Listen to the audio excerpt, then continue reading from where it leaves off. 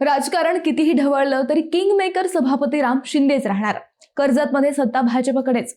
मंडळी, घुले बंधूंच्या शिवसेनेत जाण्याने कर्जतच्या राजकारणात ट्विस्ट पाहायला मिळाला.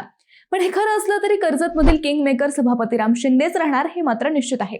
म्हणजे याचं कारण असं, घुलेंच्या शिवसेना प्रवेशानंतर कर्जतच्या तब्बल 10 नगरसेवकांनी विधान परिषदेचे सभापती राम शिंदे यांची मुंबईत जाऊन भेट घेतली. या भेटीत आगामी राजकीय घडामोडींवर चर्चा करत आम्ही सभापती शिंदेसोबतच आहोत असे जाहीर केले. तसेच गटनेता राम शिंदे गटाचा असल्याने व्हीप लागू होऊ शकतो आणि नगरसेवकांना त्यानुसार निर्णय घ्यावा लागू शकतो असे जाणकार सांगतात.